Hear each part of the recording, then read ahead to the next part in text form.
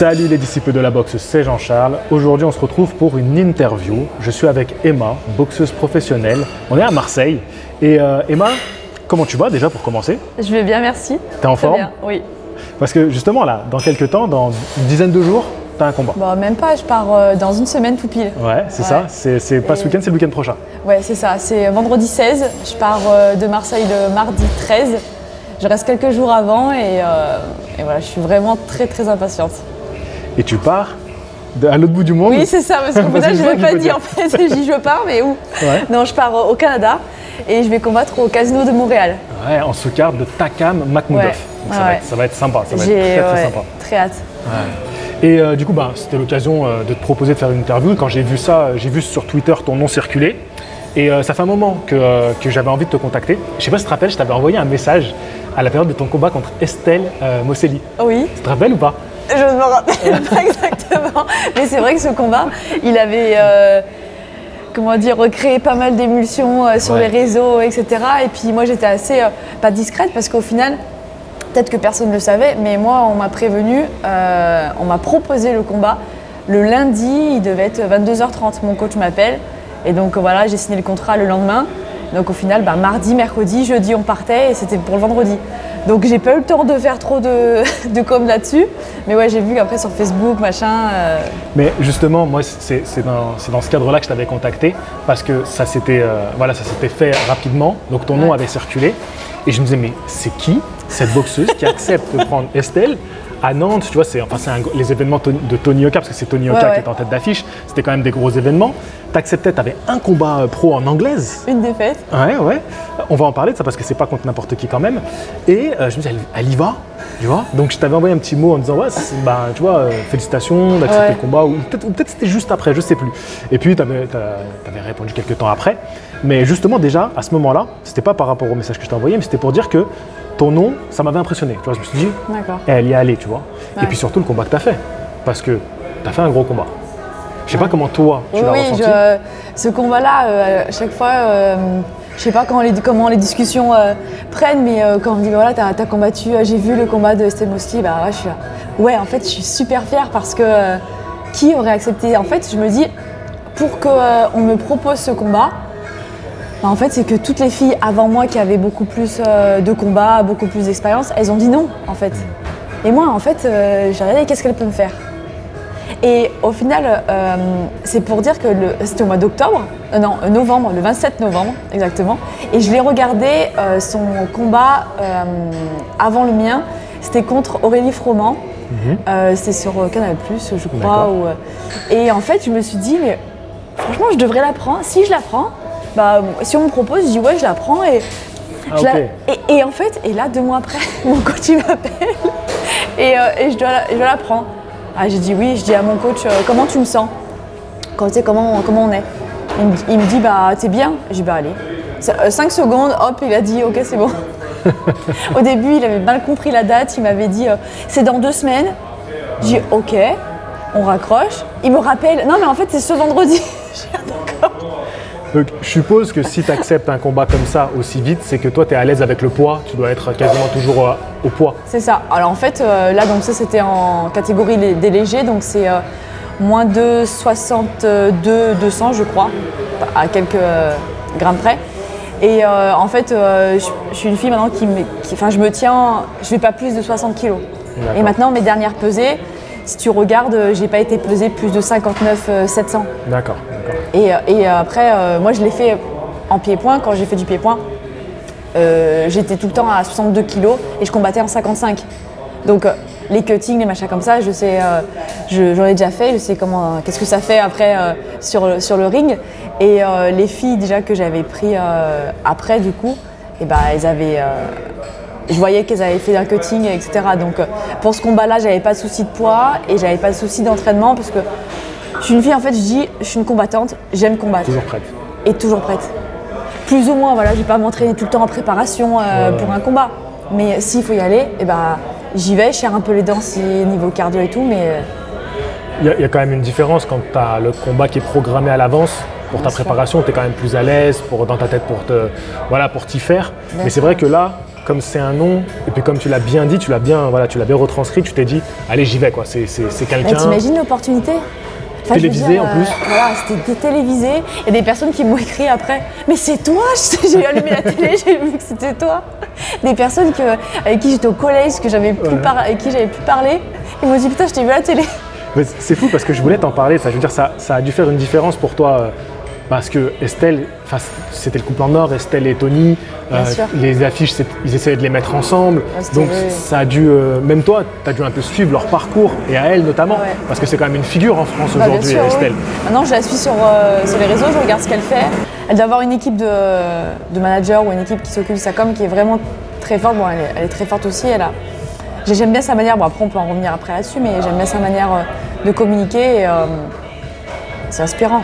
Oui, et puis elle a pas mal de rôles en dehors du ring, mais liés à la boxe, parce qu'avec la IBA, elle a été présidente d'un événement championnat du monde dernièrement. Là, elle était en Afrique, elle a fait un événement en Afrique, toujours dans le cadre de la boxe. Donc c'est vrai que c'est important de communiquer sur ça, elle le fait bien, et surtout, elle est impliquée en dehors de sa carrière, même si bon, je pense que c'est quand même un peu difficile de consolider deux choses comme ça quand tu as une carrière de très haut niveau, parce que là, on parle du haut niveau pour Estelle. Avant qu'on continue, il y a un truc que j'aimerais qu'on dise, parce que là, on est parti sur les chapeaux de roue en disant « ouais, c'était ton deuxième combat », mais tu as quand même une expérience. Parce qu'en 2020, quand tu fais ton combat contre Estelle, c'est quoi ton expérience en sport de combat à toi? Avant la boxe anglaise, moi, j'arrive du kickboxing. Ok. Je vais reprendre vraiment aux prémices de mes tout débuts. Ouais. J'ai commencé à l'âge de 19 ans, ça fait 10 ans. À l'heure actuelle, et j'ai commencé avec le full contact, donc comme amateur, etc. Et en fait, avant je partais, je vais retourner encore en arrière.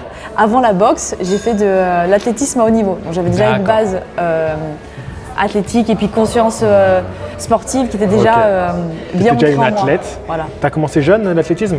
Ouais, je devais avoir 12 ans, 13 ans, un truc comme ça. D'accord. Et en fait, j'ai fini après sur les listes ministérielles. J'étais spécialisée dans les 400 mètres haies. Ok. Et en fait, donc plusieurs championnats de France.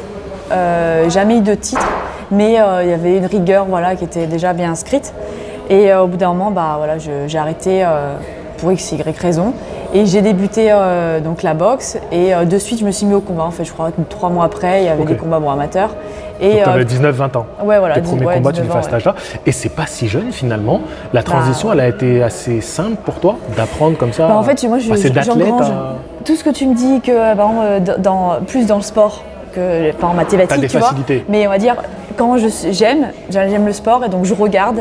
Et j'apprends déjà pas mal. Au niveau de la motricité, tu as des facilités pour apprendre, d'accord. Et donc il me dit fais ça, je fais ça. Je trouvais, c'était pas facile, mais je trouvais qu'il y avait une certaine facilité et j'engrangeais les informations. T'as été à l'aise assez vite en fait. Voilà, ouais. J'arrive à... Et de passer à la compétition, non, ça va, on n'entendra pas trop, t'inquiète pas. De passer à la compétition, c'était un stress ou c'était quelque chose qui te motivait? Moi, c'est obligatoire. C'est obligatoire. T'es une compétitrice? Donc ouais, je suis une compétitrice dans l'âme. Mes parents m'ont mis toujours à la compétition des petites, mais jamais forcé, mais ils voyaient que c'était un besoin. Et même après la boxe, je serais obligée de faire quelque chose avec une compétition. Pas forcément pour être championne du monde, mais pour savoir ce que je vaux.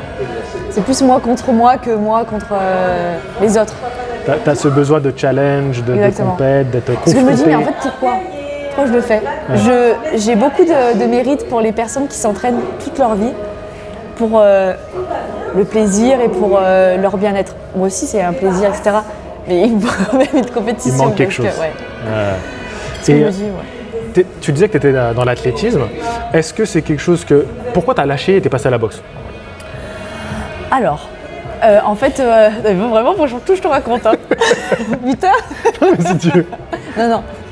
Non, mais j'aime bien. Parce que ça me fait... j'oublie pas d'où je viens, tu vois. Moi, je suis une campagnarde iséroise. Et je viens de la campagne, et à côté de chez moi, il y avait des champs avec des vaches, etc. Tu vois, donc la petite maison dans la prairie. Et en fait, donc, j'ai fait de l'athlétisme sur une piste... Il y avait des trous, c'était horrible, il n'y avait pas le gymnase à l'intérieur, quand il pleuvait, on courait quand même dehors, voilà. Mais ça m'a forgé, j'adore moi les trucs un peu durs, tu vois. Et après, en fait, quand j'ai passé mon bac, il y a un club de Saint-Étienne qui m'a acheté. à mon club, à mon petit club de petite ville. Ok. Et donc je suis allée à Saint-Étienne. J'ai encore tout fait ma vie autour du sport. Donc je suis allée là-bas à Saint-Étienne, seulement moi je m'en foutais des études. J'ai juste pris un truc post-bac qui était à Saint-Étienne. Donc c'était dans la biologie. Et à la fac, moi non, il ne faut pas mettre à la fac, sinon je fais rien. Je faisais que m'entraîner. Je faisais que m'entraîner. Il y avait les cours, j'y allais, mais je me suis dit, mais c'est pas possible, je peux pas réviser ça. Il y a 14 pages en 1 heure, 2 heures, enfin, c'est pas possible. Je dois aller m'entraîner, les gars. Bref, et donc après, tout ça, c'était un peu trop pour moi. La fac, ça me collait pas. J'avais un copain de l'époque qui était pas sur Saint-Étienne. Et puis, j'arrivais pas, je voyais pas la progression. D'accord. Peut-être que j'étais arrivée au seuil de mon niveau, peut-être en 400 mètres haies, je sais pas. Donc, j'ai décidé de partir de Saint-Étienne et de vivre en Ardèche. D'accord. J'ai vécu 3 ans en Ardèche et là, j'ai encore dans un petit village, un petit club de village ardéchois. Et là, j'ai découvert le full contact. Ok. Et donc au début, j'y allais 2 fois par semaine parce qu'il y avait 2 cours. Et puis après, j'ai dit hop, il faut que un autre truc. Donc j'y allais 2 fois par semaine, plus moi j'allais courir de mon côté. J'avais l'habitude déjà avec l'athlétisme m'entraîner tous les jours. Là, il manquait un truc. Et quand j'ai fait les combats, mon coach, il voyait que je l'écoutais au doigt et à l'œil. Dès qu'il me disait quelque chose, à la seconde, je le faisais et ça rentrait, ça marchait. Ok. Et donc la première année, je deviens championne de France. Et les années, en fait, toutes mes années amateur et pro, au final, victoire sur victoire et titre de championne de France. Et donc j'arrête en Ardèche, je finis mes études sur Lyon et après je pars sur Marseille. Et sur Marseille, je suis dans un club qui a, je peux le dire, Oui, bien sûr. dans un avec grand club, plaisir. le Mondial Boxing, D'accord. tenu par Hervé Busonera, qui était ancien champion du monde en full contact. Et donc de là, je fais un titre championne de France pro. On me contacte aussi pour un titre de championne d'Europe que je remporte et un titre aussi de l'année d'après. Donc ça c'est 2017, 2018, 2019. Dernier combat, je crois, avant-dernier combat pour un titre de championne du monde. D'accord. En pied-point en Italie. Okay. Et voilà, et tout ça, petit à petit, je construis ma vie autour de ça, les coachings, j'arrête mon travail, etc. Et Tu te consacres vraiment c'est ça, ouais. au sport de combat notamment. C'est ça. Les coachings, tu fais aussi dans les sports de combat ou ça va être plus remise en forme Aussi dans les sports de combat, même D'accord. plus, tu vois, vu que c'est ma spécialité. Tu leur fais forcément faire ce que toi les tu gens pratiques. viennent, ils vont pas venir vers moi pour, je sais pas, perdre de poids, même si c'est possible, tu vois. Oui. Mais il y a des gens qui sont spécialisés pour des pertes de poids, par exemple, pour la préparation des marathons, par exemple. Et, moi, je suis spécialisée. Ça tombe bien, je prépare un marathon en ce moment. C'est vrai, c'est pas une blague. Hein. C'est pas une blague. New York. Non, pas New York, je vais faire un Nice-Cannes. Ah, bien. Nice-Cannes. Donc là, c'est dans 8 sympa. semaines. Ah, mais oui, c'est bientôt. Ouais. Ouais, Je suis pas prêt du tout, mais, mais moi, comme toi, je me mets des J'y vais. challenges, tu vois. Donc voilà. Ok, non, c'est. Donc voilà, là, c'est le passé, pied-point. Ouais. Et en fait, pendant le pied-point, je m'entraînais toujours, la dernière année surtout, j'allais au moins un entraînement, voire 2 entraînements en boxe anglaise. Pour un peu prendre, pas d'expérience, mais une meilleure anglaise dans les Tu sports. faisais que de l'anglaise. Non, je faisais du pied-point. Dans ma dernière année de pied-point, je faisais des entraînements de boxe anglaise pour améliorer ma boxe anglaise dans le pied-point. Tu avais des moments où tu te consacrais qu'à la boxe. Exactement, Pendant ton entraînement, Ouais. tu avais des moments spécifiques boxe ça. anglaise, d'accord. Et j'ai fait des combats d'ailleurs en amateur en boxe anglaise Ok, pendant mes 2 dernières années, d'accord. de pied-point. d'accord. Et alors, l'envie de faire un peu de boxe anglaise, elle t'est venue comment du coup? Mais Parce que toi, tu gravis les échelons, là, comme tu l'as dit dans le pied-point, tu as même arrivé au championnat du monde et tu as eu envie quand même de faire un peu de boxe anglaise. Déjà, je vais répondre de 2 manières. Il y a une manière où moi je suis une fille déjà qui se repose jamais sur ses acquis. Je me dis toujours que je peux faire mieux D'accord. et heureusement parce que si je me dis toujours mais là je suis arrivée au max, putain, même si c'est déjà bien, mais je me dis non, j'en ai encore sous le pied, tu vois. Et du coup au début, la boxe anglaise, j'étais pas du tout pour. Mon coach quand il m'a dit ça, j'ai fait ah ouais. Peut-être j'ai dit oh merde. Et qu'est-ce qui fait que tu étais réticente? Parce que moi, quand je vois que quelqu'un est compétent, quand je vois que ses compétences avec moi, ça fonctionne, je lui fais confiance. D'accord. Mais- Si plus égale plus, bah. Non mais qu'est-ce qui dans la continue, boxe quoi. anglaise te freinait? Qu'est-ce qui... Parce que t'as Bah, dit bof. c'était les pieds, il n'y avait pas les, il y avait pas les Il n'y avait jambes. pas les pieds, donc il y avait avait un pas les manque jambes, pour tu toi. vois, je me dis, C'est pas complet. Est-ce que je vais réussir même? Est-ce que je vais pas avoir des réflexes, tu sais, Ouais. la jambe? Mais non, il y a les chaussures, donc j'ai les pieds bien au sol. Et du coup, bah non, je l'ai fait dans un club Open Mirabeau au début, chez Samuel Florimond. D'accord. Et j'ai fait quelques combats, bon après des défaites, des victoires, mais vraiment ça m'a appris énormément. Et je voyais la différence un peu sur mes combats, D'accord. en pied-point. D'accord, d'accord. J'avais une meilleure anglaise, les filles, c'est vrai que. Après, je te parle. Oui, ça dépend les filles, hein, pas de tout, je généralise pas, mais on est plus axé sur une transition point-pied, donc on se protège peut-être moins le visage, ou je sais pas. Et ça payait, quoi, ça rentrait. Moi j'entends beaucoup dire des combattants en pied-point que quand tu as une bonne anglaise, tu as quand même un bel avantage. Enfin, pas que tu peux tout faire, mais j'allais dire, bah voilà, tu peux. Qu'est-ce qui peut t'arriver?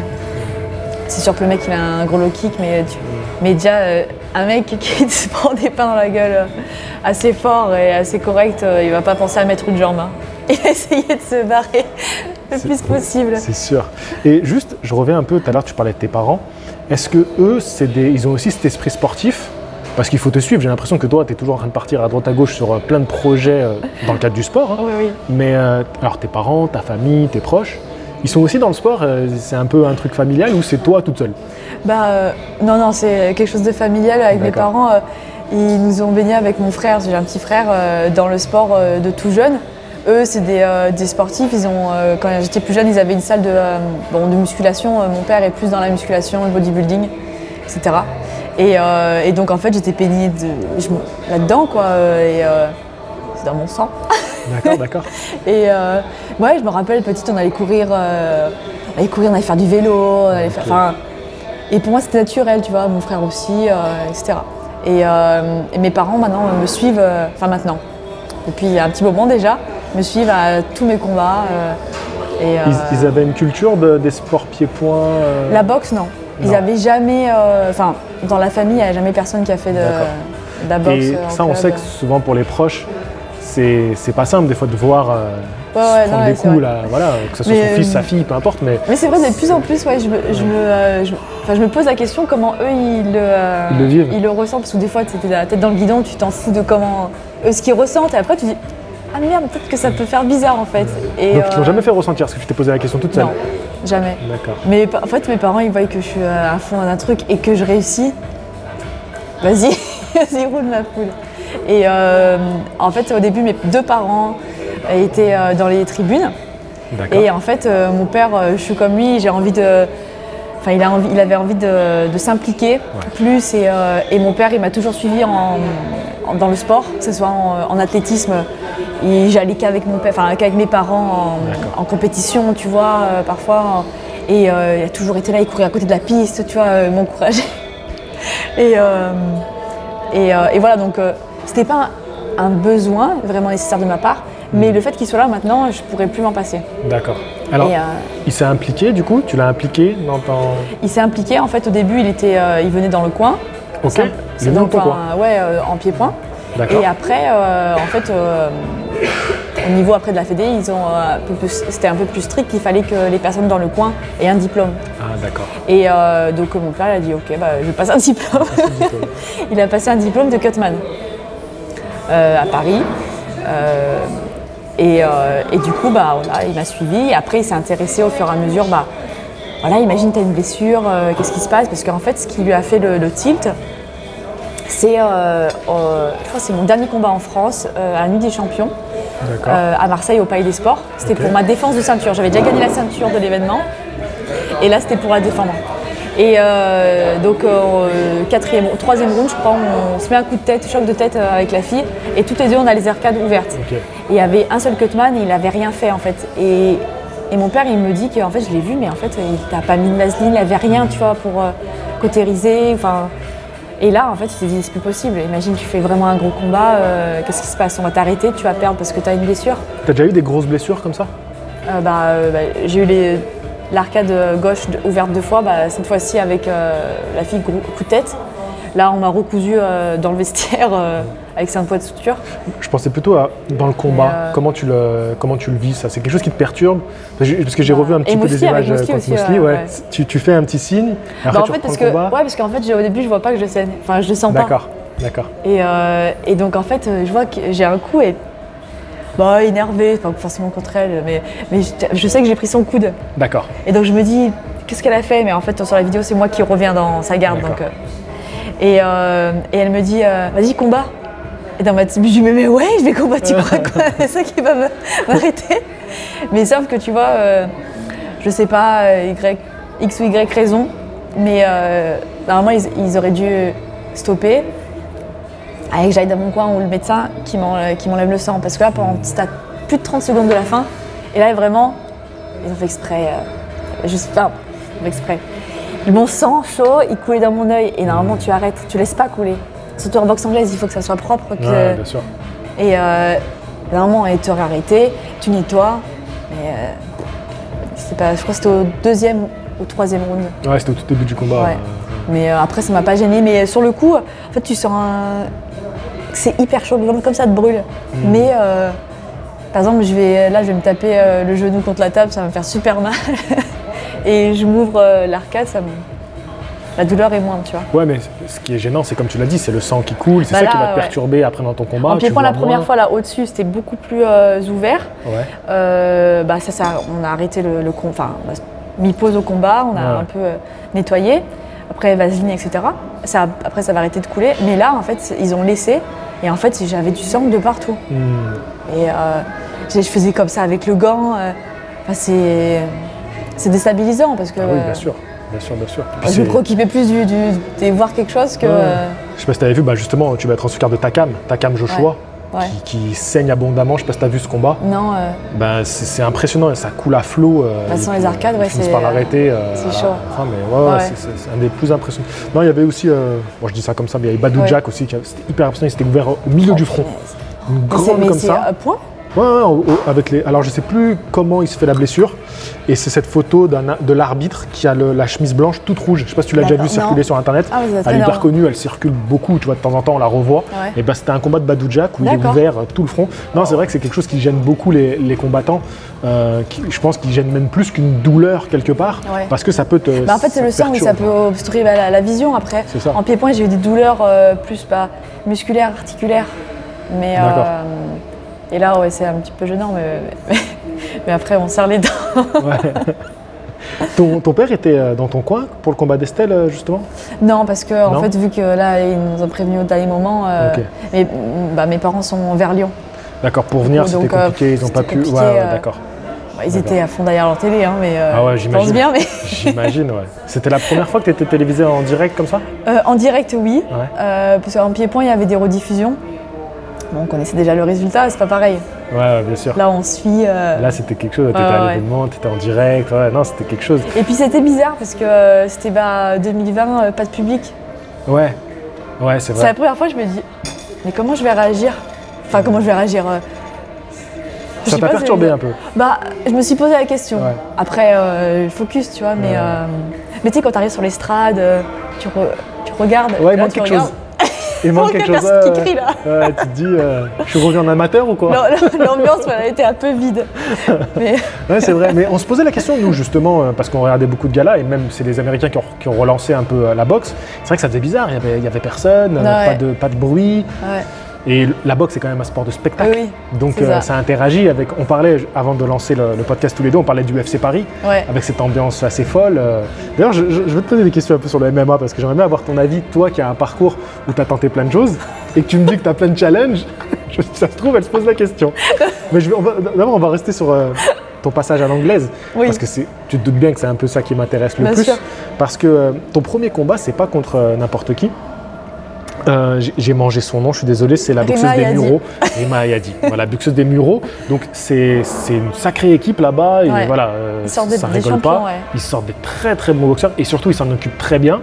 Donc tu t'es retrouvé déjà face à un petit nom de la boxe anglaise. Déjà, c'était ton premier combat. Et ton deuxième, c'est Estelle Mosley. Donc en fait, tes deux premiers, tes deux seules défaites en anglaise, c'était deux seules défaites.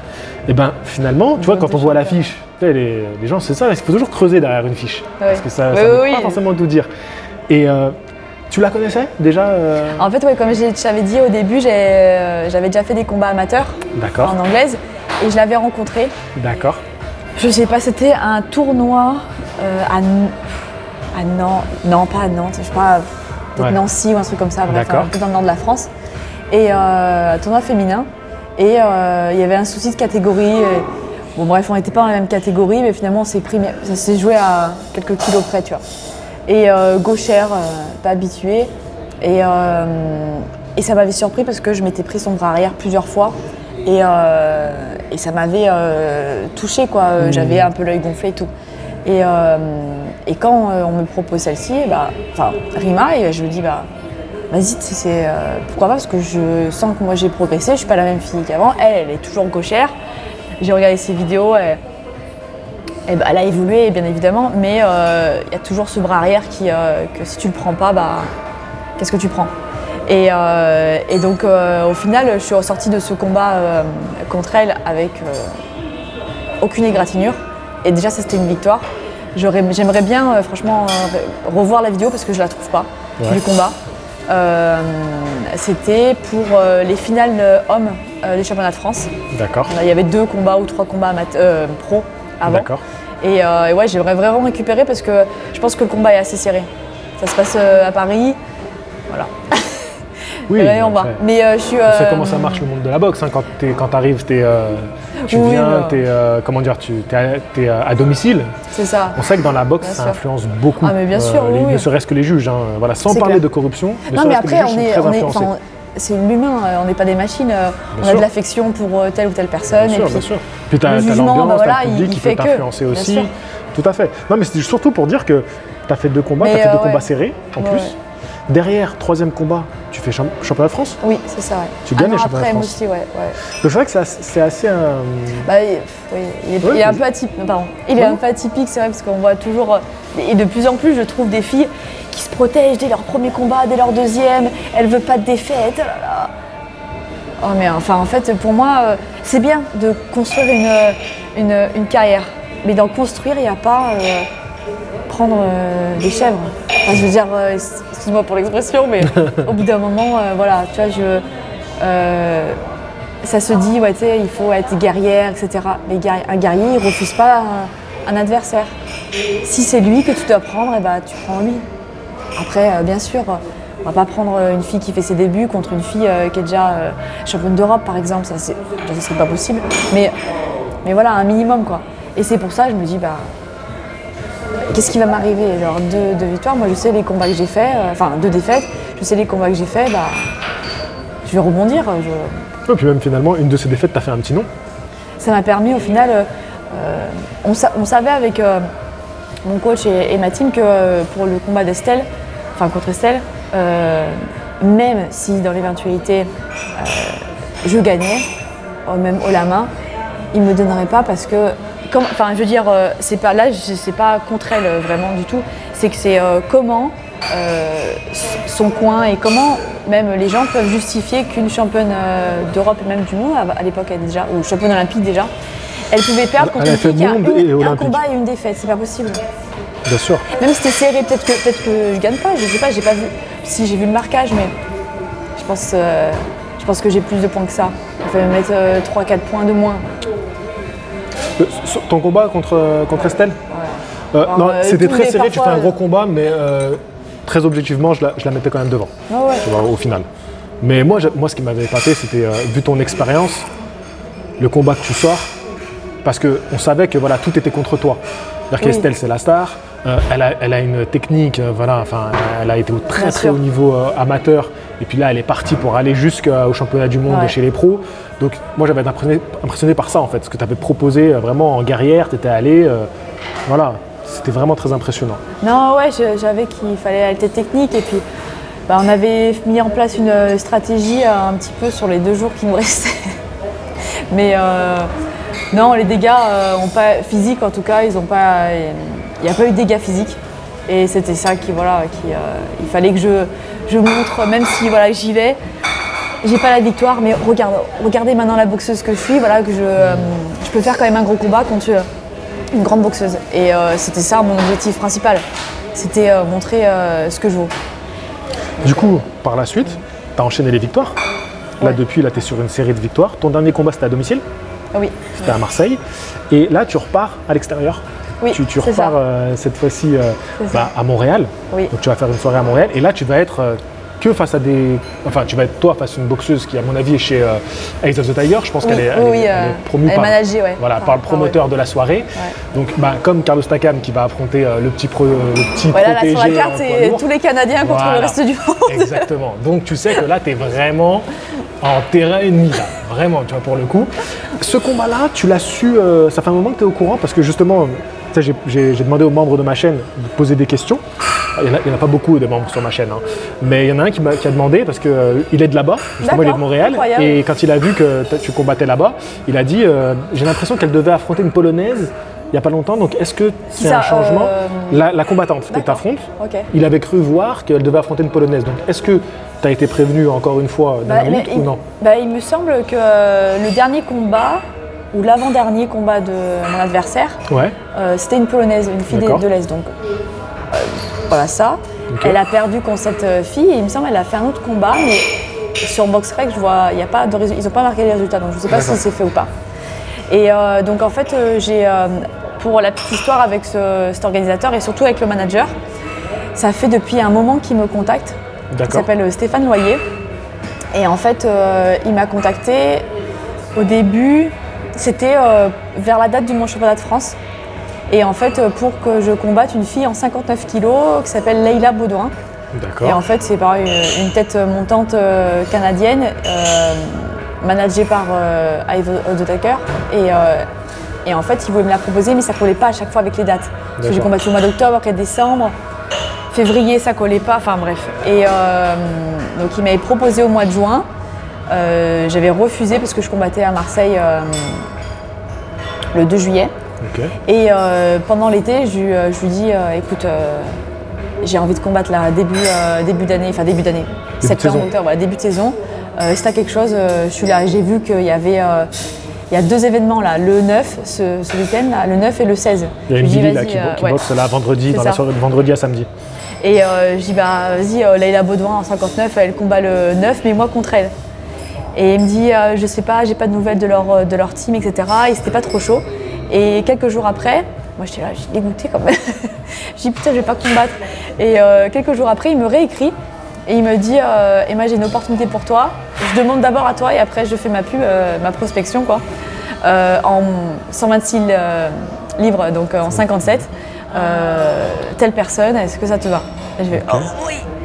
Ah, 57, donc il faut que tu descendes un peu plus. Donc de en tes derniers fait, combats. voilà, on parlait du poids tout à l'heure, c'est qu'en fait j'ai combattu, donc j'ai fait tout mon début de carrière chez les légers en moins de 62.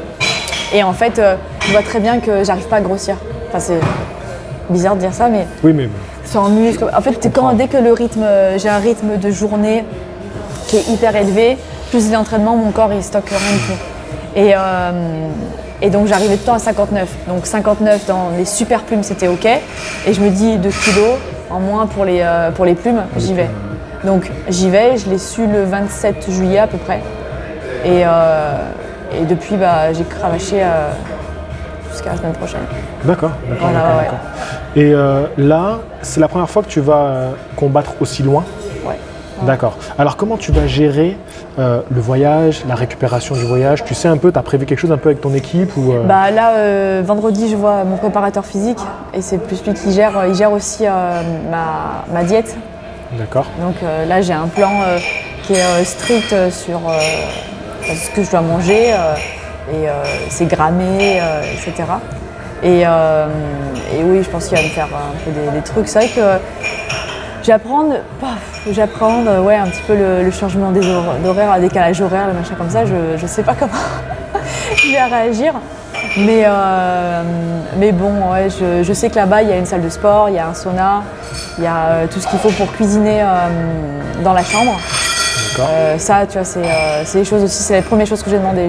Il me faut une salle de sport, un sauna ou une baignoire et de quoi cuisiner, enfin quoi comme ça. Et donc il y a tout ça dans l'hôtel.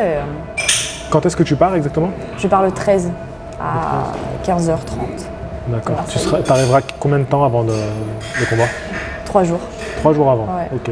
Il y en a qui me disent que c'est pas assez, etc. C'est jamais assez. C'est vrai qu'on aimerait arriver beaucoup plus tôt, mais. C'est vrai, ça dépend des personnes. Moi, je connais des personnes qui vivent très bien le décalage horaire. Ouais. Ça leur fait rien du tout. D'autres qui le vivent mal. Ça dépend. Tu vois, ça, on peut pas savoir. Hein.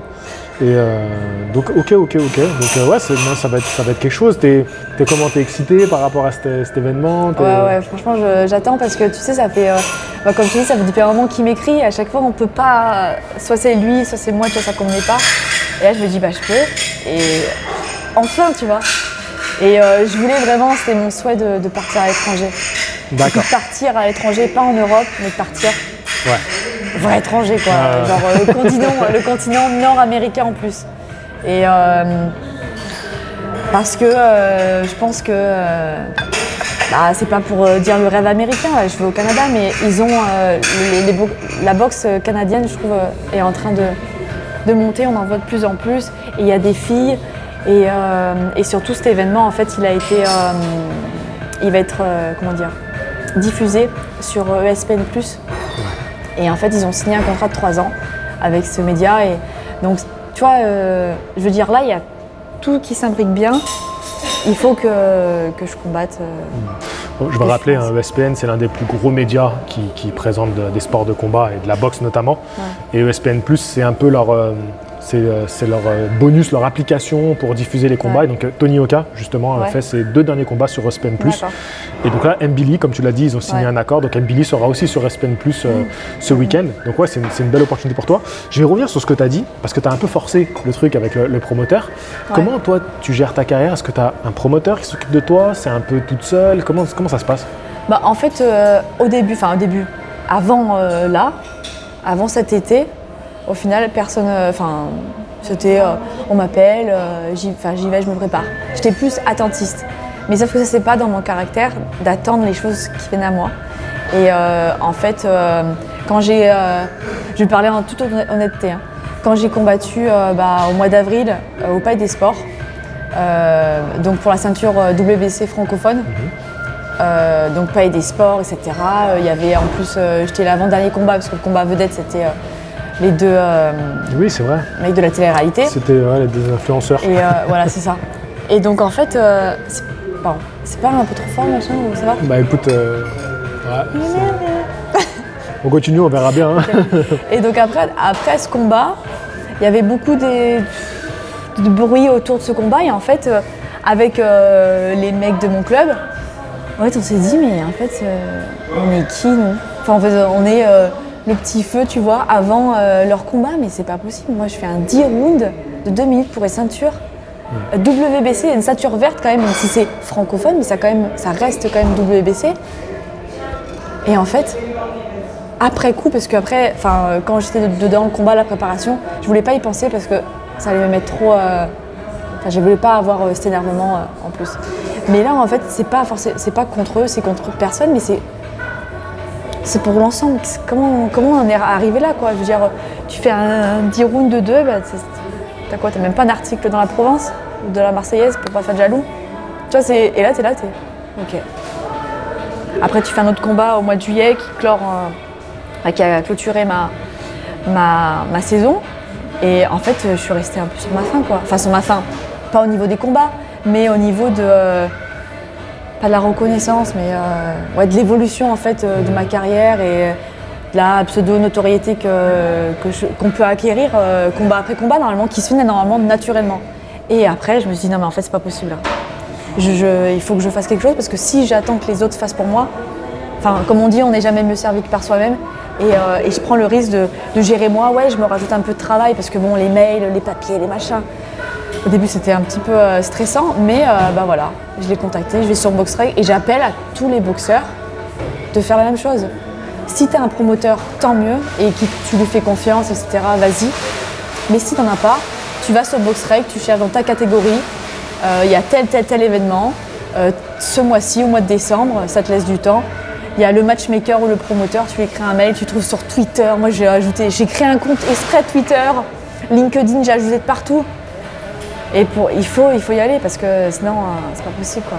Alors, Donc là, maintenant, il n'y a personne qui gère, mais c'est plus moi. Et comme je disais, mon père est impliqué vachement dans ma carrière et il m'aide aussi à faire mes recherches. Ouais. Alors, tu vois, c'est super intéressant ce que tu racontes et je comprends ta démarche, tu vois. Vraiment, je comprends ta démarche sur ta réflexion, tu vois, comment j'en suis arrivé là, ma carrière, si je veux qu'elle évolue, il faut que je la prenne en main. Ouais. Mais quelque part, tu dis j'invite les boxeurs à le faire, mais quelque part, moi ce que je trouve, c'est que c'est un métier quand même, être promoteur. Ah mais oui. Et manager une carrière. Et je trouve que en fait, c'est plus malheureusement une conséquence que ça va pas très bien comment on gère la carrière des boxeurs en France. Tu vois, que tu sois obligé d'en arriver là. Tu vois, moi, je déplore un petit peu ça, que tu sois obligé de prendre ta carrière en main à ce niveau-là, alors que normalement, vu ce que tu as déjà prouvé, c'est-à-dire que, comme on l'a très bien dit, tes 2 premiers combats pro n'ont pas été simples, par la suite, tu enchaînes les victoires. Donc, et vu ce que tu avais fait avant, normalement, tu devrais avoir plein de propositions là, pour être dans des galas en France. Ouais, oui, non, mais des propositions, mais. Non, mais des bonnes propositions, tu vois ce que je veux dire, des trucs qui te font avancer. Ouais, tu vois, oui, et je suis d'accord. Tu sois obligé justement de pousser pour aller voir les promoteurs canadiens, leur dire vas-y, moi je suis là, je veux boxer. Tu vois. C'est vrai qu'il ne faut pas. Je reviens sur ce que je m'ai dit, sur ce que je viens de dire, sur les boxeurs, allez-y, etc. Après, moi je sais que j'ai des entraîneurs et une team qui est derrière moi et que je parle. Je ne suis pas toute seule à dire je ne vais pas prendre la décision toute seule. Même si au final, la décision finale va être la mienne, j'ai envie d'y aller. Si ils n'arrivent pas à me convaincre, vas-y, qu'est-ce que tu veux qu'on te dise.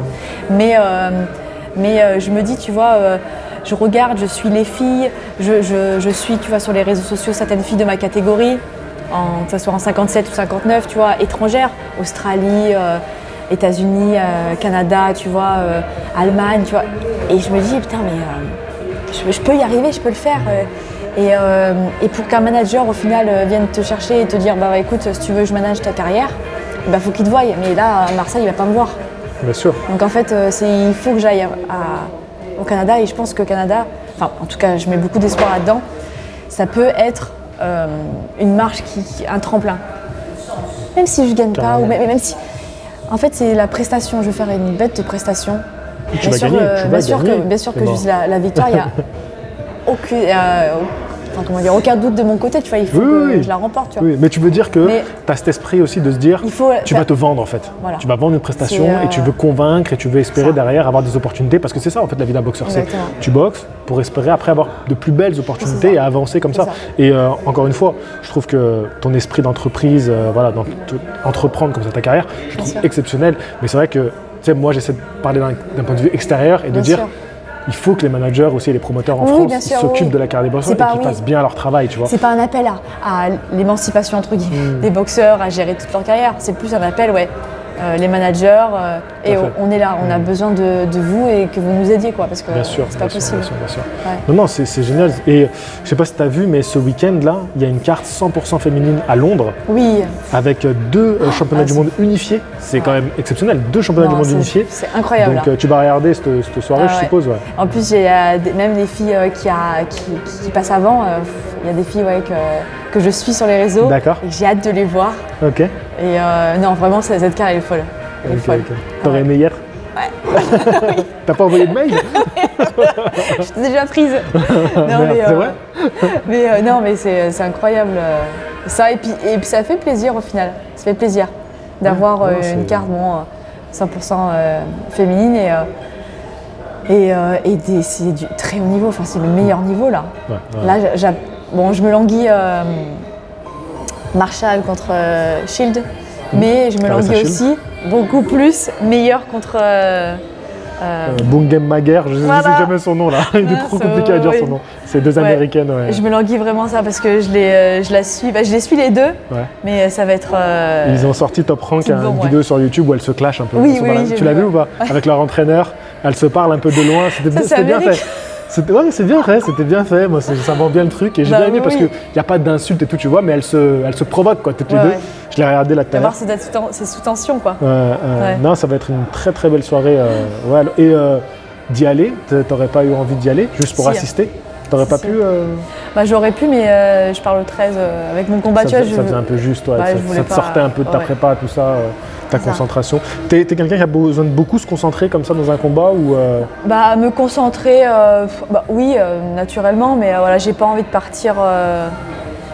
J'aime rester dans ma routine au point échéant, quoi, jusqu'au jour J. D'accord. J'ai pas envie parce que dans l'esprit, tu vois, voilà, j'ai ma diète que je dois manger, voilà, stricte, j'ai mes entraînements et tout ça, ça conditionne pour le combat.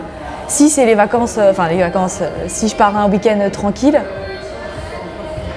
ailleurs, tu vois, que par ici, que chez moi, bah, je vais me déconnecter un petit peu de l'objectif et en tout cas pour ma part, je préfère voilà, serrer les dents jusqu'au bout et après profiter, quoi. Ouais. Je crois que c'était Rocky Marciano qui s'isolait complètement pendant ses camps d'entraînement et il voulait même plus parler à personne, même pas un contact humain, pour vraiment se conditionner dans son combat. Bon, c'était un peu extrême. Ça, après, ça mais mentalement, c'est dur quand tu fais la diète, tout ça. Est-ce que tu sens que tu es plus irritable, plus, tu vois, sujet là, à... ça commence. Parce que... Ah bah là, tu ne montres pas du tout. Déjà fait. Non, parce que je bois un truc sucré, ça. Mais... Tu vas le regretter. Mais ouais, en fait, je suis une grande gourmande, j'aime bien j'aime beaucoup le sucre. C'est les restrictions qui font que c'est les restrictions et pourtant je mange bien, tu vois, les quantités, tu vois, ça me convient, c'est hyper strict, mais j'ai pas trop de fruits, tu vois, même des bonbons. Moi, j'adore les bonbons. Désolée, je l'avoue là, mais je suis une fanat de bonbons, et donc je dois éliminer les fruits, même si tu vois un petit peu des petits plaisirs comme ça qui et puis la fatigue en plus, parce que quand tu manges, voilà, t'as pas beaucoup d'énergie, quand tu manges, les quantités sont restreintes un petit peu même si elles sont là. Et fatigue, des grosses journées, et des fois, pas envie de parler. Et puis quand on te parle, voilà, des fois t'en as marre. Mais bon, après, je veux dire, je pense que c'est tout le monde avec l'entraînement. Et puis t'as un petit peu le stress, normal, tu sais, et l'appréhension va vite, que ça arrive.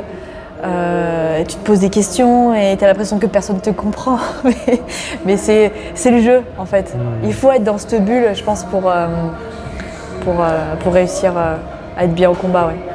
Emma, là, tu as eu une prépa comme tu l'espérais, je veux dire, parce que tu dis que du coup, ils t'ont contacté, mais est-ce qu'ils t'ont contacté à combien de temps du combat ils t'ont contacté? Le 27 juillet, ça fait un mois et... Enfin, à échéance, ça fera 1 mois et 2 semaines. Comment, du coup, toi, t'estimes que c'est une bonne...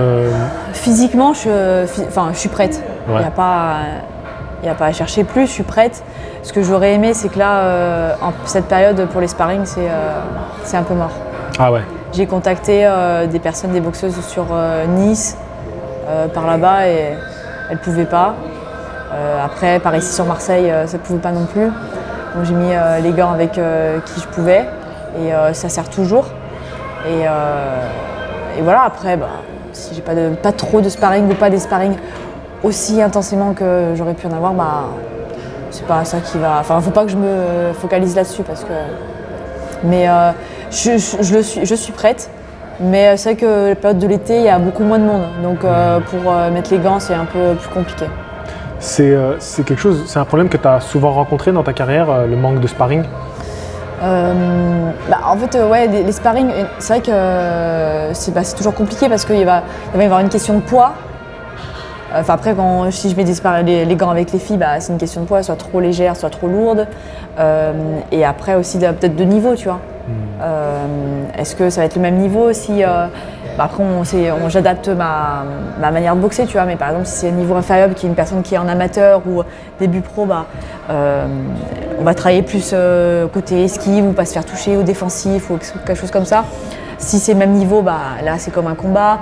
Si je vais mettre les gants contre un mec, je vais travailler différemment, lui aussi. Mais c'est pas un souci, mais c'est plus une organisation, comment gérer. Voilà. Ok. Et du coup, tout à l'heure on donnait un exemple d'une boxeuse qu'on connaît tous les deux, qui allait faire sa carrière à Londres. Est-ce que toi, c'est des choses que tu t'es déjà dit, pourquoi pas aller, parce que Londres, c'est pas très loin, enfin Londres, l'Angleterre, c'est pas très loin, tu vois. Est-ce que tu t'es déjà dit, pour ma carrière, parce que vu que tu es quelqu'un qui entreprend vachement, tu vois, t'hésites pas, j'ai pas l'impression que tu hésites trop si quelque chose est bon pour toi. Est-ce que tu t'es posé cette question? Bien sûr. Et même, imagine Montréal, tu kiffes comme pas possible, de te dire, s'ils veulent me signer, pourquoi pas, tu serais capable. Mais en fait, comme je t'ai dit, le combat au final au Palais des Sports, là, pour ma ceinture, ça a fait un peu un tilt. Un déclic, ouais. Ouais, un déclic. Bon ou mauvais, je sais pas, mais en tout cas, il était là, ce déclic. Et je me suis dit, en fait, Alors je vais parce que peut-être quand je vais dire ça, il y a des personnes qui vont le prendre pour eux, etc. Mais ici, je vois pas comment c'est possible d'évoluer un peu plus. Et je pense que je vais tout le temps rester ici parce que c'est une terre quand même sportive, de boxe. Mon club est ici et j'ai pas envie de le quitter. Mais je vais moins m'empêcher de partir, ne serait-ce que pour une semaine, 10 jours. Vas-y, je prends l'avion, 30 €, aller-retour pour aller à Londres. Et je reste une semaine et j'ai des contacts, j'ai cette fameuse personne où je pourrais voir avec elle. Ah bah, j'ai une autre fille on peut aussi. La citer, si tu veux. Je me rappelle plus. Johanna. Oui, mais c'était son nom de famille, je me rappelle plus. Je pourrais la contacter, j'ai une autre fille aussi que je connais en MMA qui est en partenariat avec un club en boxe anglaise aussi. Donc voilà, je sais qu'en Angleterre, je pourrais partir. Et là, avant la fin de l'année, j'ai envie. Ouais. C'était ça ma question. J'ai réfléchi et de plus en plus. T'es pas fermé à l'idée. Et tu vois, pour faire des stages en fait. Partir avec des stages, par exemple, j'ai une date, une échéance dans 2 mois. Et ben, je sais que voilà, faut que je parte au moins une fois à l'étranger pour voir autre chose, pour mettre les gants avec d'autres filles qui vont m'apporter énormément. Et revenir pour avoir une base. Et voilà, être là où m'entraîner les dernières semaines ou les derniers jours dans un environnement que je connais et qui m'est pas totalement inconnu. Après, par la suite, on ne sait jamais. Enfin, je veux dire, après, on ne sait jamais où ça peut m'emmener. Mais là, vraiment, peut-être qu'avant, j'étais un peu trop fermée. Je pense que c'est quand jusqu'à que j'ai pas le titre national, je voulais pas partir. Je voulais être là, rester là. Il fallait que je l'aie. Après, c'est une étape importante pour toi. Ouais. Aujourd'hui, tu es consacré à la boxe anglaise. Oui, dans ma vie. À 100%. Je veux dire, tu fais plus de pieds-points, tout ça. Oui, que boxe anglaise, ouais. Oui, parce qu'il faut rappeler bien sûr que tu travailles à côté, comme tu l'as bien dit avec les coachings, mais voilà, il faut bien gagner sa croûte et la boxe, ça paye pas si bien que ça. D'accord. Mais non, ce que je voulais dire, c'était qu'en tant que sportive, tu es consacrée à la boxe anglaise aujourd'hui. D'accord. Et quels seraient un peu tes objectifs dans la boxe anglaise? T'en as? Bah oui, bah oui, question. C'est des choses que tu es à l'aise de dire En fait, mes objectifs, ou tu les gardes pour toi? En fait, non, je les garde pas pour moi, mais en fait, je sais pas comment les dire. J'ai envie, d'un côté, je lui dis, j'ai envie d'aller le plus haut possible. D'accord. Parce qu'en fait, le plus haut possible, c'est quoi? Ça peut être, j'ai envie de je veux une ceinture européenne et je sais que je peux l'avoir. Ouais. Peut-être que je peux avoir un titre mondial aussi. Donc, championne du monde. Ouais, mais est-ce que c'est possible aussi en tant que boxeuse française, est-ce que c'est possible d'aller chercher les Américaines? Est-ce que c'est possible, tu vois? Est-ce que c'est possible qu'eux, ils viennent te chercher? Tu vois, après, il y a des choses qui dépendent de la boxeuse, enfin de moi, et d'autres qui c'est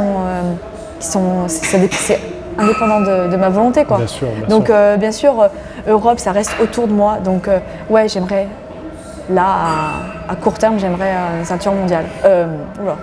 Plus révélateur. Non, une ceinture européenne. D'accord. Écoute, moi je pense que ce qui serait intéressant, c'est de te revoir après ton combat à Montréal, parce que comme tu as dit quelque chose qui m'a donné envie de développer avec toi, mais je me suis dit, je pense qu'on le refera plus tard, parce que tu as dit que tu as eu un déclic pendant cette soirée où tu étais en sous-carte des boxeurs influenceurs. Et moi, j'aurais bien aimé développer un peu ce sujet avec toi. Ouais. Il y a des cloches alors qu'on est dans un salon de thé, je comprends pas. C'est incroyable. Non, mais... Je comprends pas ce qui se passe. Mais c'est à l'intérieur de... Bah oui, c'est là, je pense. Mais il est quelle heure? Qu'est-ce que c'est que le bordel? 17h54. Je comprends pas. C'est incroyable. Mais bon, c'est pas grave, ça gêne pas. Il y a une église à côté? Ben je pense, j'espère. Ma foi. Et du coup, j'aimerais bien te développer avec toi sur ce sujet-là parce que moi, je suis très frustré de ce qui s'est passé là à Marseille. Et, tu vois, par rapport au combat d'influenceurs, tout ça, je suis très frustré même de ce qui se passe dans la boxe avec ces influenceurs qui boxent. Donc, j'aurais aimé développer avec toi parce que tu as dit des choses hyper intéressantes sur ton ressenti en tant que boxeuse. Donc, j'aurais bien aimé en parler plus avec toi, mais peut-être dans un truc consacré à ça. Ouais. Et j'aimerais bien savoir, et ça, j'ai pas la réponse aujourd'hui, c'est est-ce que ta vision, elle va encore changer après ton combat outre-Atlantique, parce que tu vas changer. Voilà, tu vas vivre quelque chose. Et j'aimerais bien, parce que ça va être intéressant de pouvoir te faire parler de ça. Ouais. Mais déjà, tu te concentres sur le combat, tu le gagnes. Et après, si tu es d'accord, bien sûr, on parle de ça, justement. Mais je pense qu'elle peut que évoluer, changer. Parce que je vais aller dans un autre pays où la boxe est mise sur un haut niveau, presque pédestal. Et donc, je pense que ça peut être qu'intéressant et je pense que je vais en prendre plein les yeux. Au niveau de l'organisation, etc. Donc, oh, mais la perception de la boxe, moi j'ai vu quand j'étais à New York, même. c'est complètement différent. Voilà, c'est complètement différent. Mais justement, ça serait intéressant, si tu veux bien, qu'on développe là-dessus. Moi, je pense que là, on a fait une bonne émission de presque 1 heure, donc c'est top. C'est vraiment top. En tout cas, bonne chance pour la fin de la préparation. Merci beaucoup. Voilà, fais de ton mieux et puis on pourra te voir du coup. On va essayer en France de se débrouiller pour voir cette soirée. Bon, il y a toujours des moyens de se débrouiller. Moi, j'ai des petites astuces. Voilà, on peut toujours se débrouiller. Je ne peux pas le dire publiquement, mais je le dis en privé. Donc voilà, on peut te suivre sur Instagram. Oui. Est-ce qu'il y a d'autres réseaux où on peut te suivre? Instagram, j'ai TikTok. D'accord. Incroyable. Ok. J'ai Twitter et LinkedIn. Ok. Et si les gens veulent te contacter pour faire des coachings, ils peuvent passer par tout ça? Bien sûr, d'accord, avec grand plaisir. Sur Marseille, bien sûr? Oui. Ok, et écoute, merci à toi d'avoir répondu aux questions. Je vous dis à tous à la prochaine. Fighting.